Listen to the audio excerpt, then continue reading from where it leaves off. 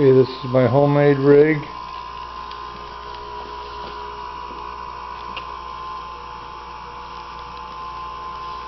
Coil winder converted with a homemade belt.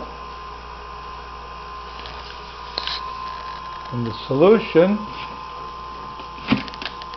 is this stuff right here. And you can see it's in a small tray, just barely covering the wheel.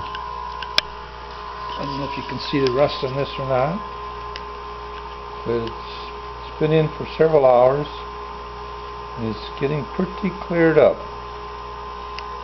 Okay. Garage Mechanic. 1 minute. We're done.